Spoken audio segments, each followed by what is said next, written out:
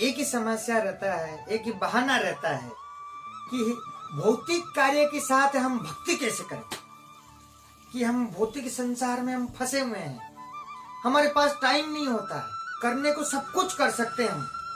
आपको कभी कुछ करना होता है, कैसे भी करके कोई भी चीजें आपके जीवन में कुछ करना होता है, कोई भी आपको उस चीजों में इंटरेस्ट है, आपको शौक है कि करना ही है, आप उसके लिए कैसे तैसे करके समय निकाल ही लेते हैं। आप उस काम को करने के लिए, उस काम को करने के लिए निकाल ही लेते हैं। वो चाहे 10 मिनट का सुख हो आपके जीवन में, तो उसके लिए आप जी जान लगा लेते हैं उस समय को निकालने के लिए, चाहे छुप के जाना पड़े, कुछ भी करना पड़े।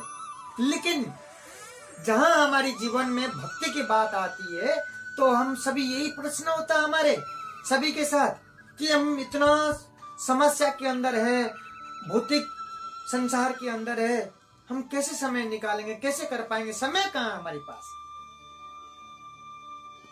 तो आपको ये पता नहीं है कि इसको करने में आपको जीवन में कितने लाभ मिलेगा, आपका जीवन में कितने चीजें, आपका इच्छाएं जो हैं वो पूरा होगा। आप समझ नहीं पाते इस चीज को।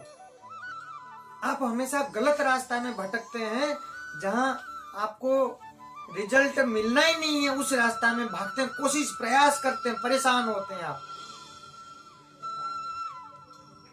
जहां आपको सब कुछ मिलेगा, आपका जीवन का जो भी ख्वाहिश है, इच्छाएं हैं, सब पूरा होगा, उस मार्ग में नहीं आते हैं आप। उसके लिए आपके पास टाइम नहीं है। हमारी जो श्रीमद् भगवत गीता कितने जनों ने पढ़ा पूरा, और कितने जनों ने इस चीजों को समझा। जो श्रीमद् भगवत गीता को पूरी तरीका से पढ़कर समझ लेता है, गारंटी है, मैं दावा करता हूं, उसका जीवन सफल है, सफल हुआ है और होगा भी। श्रीमद् भगवत गीता और भागवत, जो भागवत है और श्रीमद् भगवत गीता है, अपने कार्य से भागना नहीं सिखाता है, कृष्ण के चरणों में अर्पित करना सिखाता है, ना भागना सिखाता है, ना कुछ गलत रास्ता में ले जाना सिखाता है। ये ध्यान रखना। हम कृष्ण के चरणों में कोई भी चीज अर्पित करते हैं, ये आपको थोड़ा बहुत तो मालूम है, क्योंकि वो व्यर्थ नहीं जाता है, जरूर उसका पलट करके आपको उसका लाभ मिलेगा। आप भगवान को 10 रुपए का कुछ पुष्पमाला या कुछ भी आप अर्पित करते हैं, आपका जो भाव है आप अर्पित करते हैं, तो भगवान पलट करके आपको, ये समझ लीजिए, 100 गुना देते हैं। भगवान 100 गुना देते हैं आपको पलट करके। आप उस चीज को समझ नहीं पाते। जो भक्त है वो जरूर समझ लेता है, किस प्रकार आया मेरे पास, कौन दिया मुझे, वो भक्ति समझ लेता है। भगवत गीता से पूर्व अर्जुन छोड़ करके भागना चाहते थे। भगवान श्री कृष्ण ने इसीलिए श्रीमद् भगवत गीता पढ़ करके सुनाए। क्यों सुनाए थे? सुनाने का काम इसलिए क्योंकि अर्जुन छोड़ करके भाग रहे थे कि मुझे युद्ध करना ही नहीं है, मैं मेरे भाइयों से कैसे युद्ध करूंगा। करना नहीं चाह रहे थे, वो तो जाना चाह रहे थे, छोड़ना चाह रहे थे। लेकिन जब भगवान श्री कृष्ण ने श्रीमद् भगवत गीता पढ़ करके सुनाए कि कर्म क्या होता है, सब चीजें बताए भगवत गीता के अंदर, ताकि कार्य का जो सेवा है वो ठीक से कर सके, ताकि समझ सके क्या सही है क्या गलत है। तो उसके बाद अर्जुन को सारी बातें समझ में आ गया था। तो इसी प्रकार हम जीवन में कहीं भी अटकते हैं, किसी चीजों में, तो हमें सारी चीजें कहाँ सीखने की है? श्रीमद् भगवत गीता में ही है। ये हमें जीवन में आगे बढ़ने का सिखाती है श्रीमद् भगवत गीता। हमें ये संसार को चलाने के लिए, हमारी ये जीवन को आगे चलाने के लिए सीखने को मिलता है, सिखाती है श्रीमद् भगवत गीता और भागवत। और हम ये कहते हैं कि हमारे पास भक्ति करने के लिए समय नहीं है, कि हम भक्ति कैसे करें। सभी अपने अपने कार्य में व्यस्त हैं, लेकिन उसके लिए जीवन में हमेशा हर रोज कम से कम कुछ समय तो निकालो भागवत पढ़ने के लिए, श्रीमद् गीता पढ़ने के लिए, ताकि आपकी आगे की रास्ता आपको मिले कि आगे आपको जाना कहाँ है। ये सभी को समय निकालना ही चाहिए, पढ़ना चाहिए। और आगे हमें भक्ति कैसे करें, पहला तो ये हुआ। दूसरा, हम चलते फिरते हम भक्ति कर सकते हैं, काम करके हम भक्ति कर सकते हैं। मान लीजिए फॉर एग्जाम्पल हम कहीं गए, हम जिस कार्य हम कर रहे हैं, जिस डिपार्टमेंट में हम काम करते हैं, तो हम कई जगह आपने देखा होगा, आप लोग गए होंगे कि कहीं आपकी कोई प्रेजेंटेशन हो रहा है, कोई मीटिंग हो रही है, कोई प्रोजेक्ट चल रहा है, और वो प्रोजेक्ट में कभी कभी ऐसा टॉपिक होता है कि बहुत बोरिंग होती है।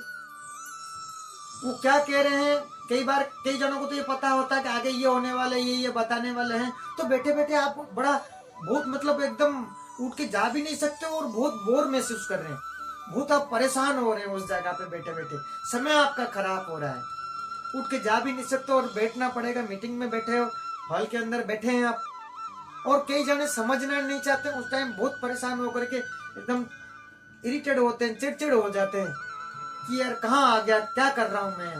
उस समय जिस जगह पे आप बैठे हो, आप जा भी नहीं सकते हो और सुनना भी नहीं चाहते हो, तो उस समय में क्या करना चाहिए, उस समय का लाभ उठाइए।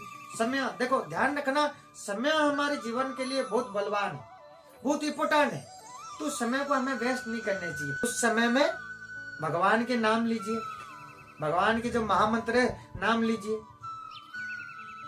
वहां उस समय नाम का जप करो। नाम का जप कैसे करें, मान लो बैठे हैं आप सामने मीटिंग हॉल में और सामने आपको देख रहे हैं, आप यूं ऐसे ऐसे मुंह आप करेंगे तो क्या होगा, ऐसे ऐसे मुंह सामने वाला देखेगा ये क्या कर रहा, तो आप उसको लिप को चलाओ मत, मन में धीरे धीरे हरे कृष्ण के महामंत्र का धीरे धीरे जप करो। आपका भगवान का और ठाकुर जी का नाम भी लेना हो गया और आपने भक्ति भी कर लिया और मीटिंग का समय भी पूरा हो गया। नेक्स्ट, और आप हम कैसे कर सकते हैं भक्ति। सब कहीं ना कहीं किसी ना किसी कार्यालय में काम करते हैं, ऑफिस में काम करते हैं, हम कहीं ना कहीं जो भी जिस जगह पे फैक्ट्री, कारखाना, ऑफिस, जो भी जिस जगह पे जिस पोजीशन में जो भी जैसा काम कर रहे हैं, आप ये गांठ बांध लीजिए कि आपको ये चीज करना है, हर 10 मिनट में हरे कृष्ण करना है।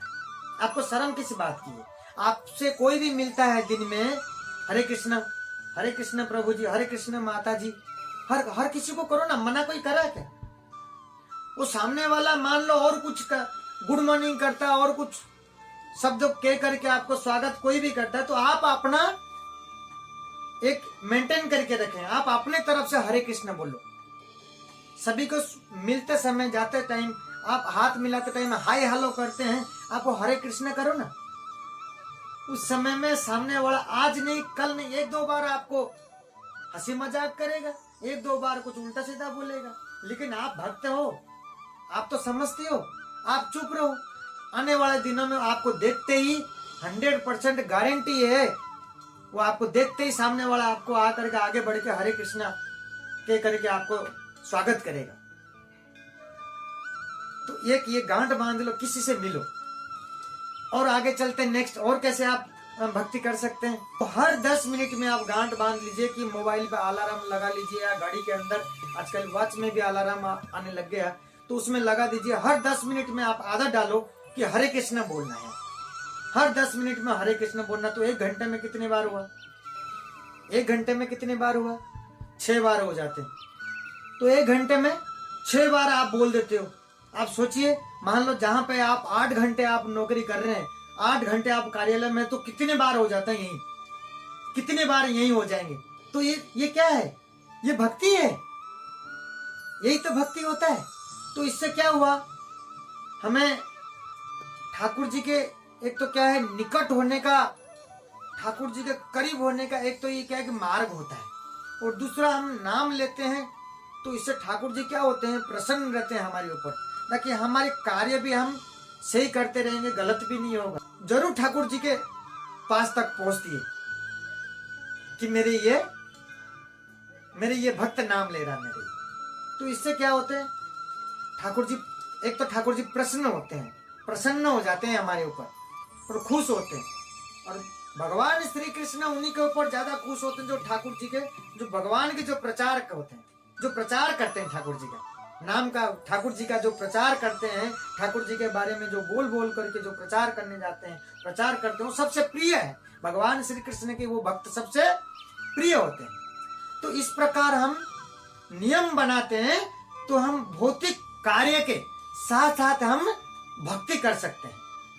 हम इस संसार में सारे काम दुख सुख के साथ साथ हम पूरे भक्ति कर सकते हैं हम इस तरीका से।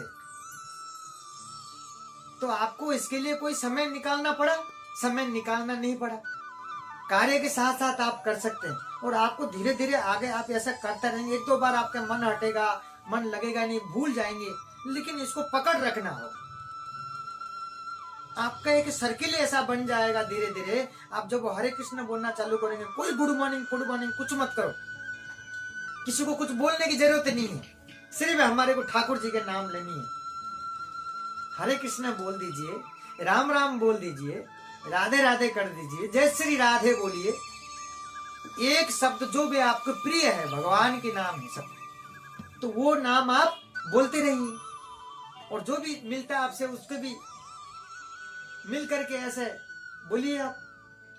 देखो आपके इस प्रकार एक ऐसा सर्किल बन जाएगा, इतना आनंद आएगा आपको और आनंद मिलेगा। यही है भक्ति है।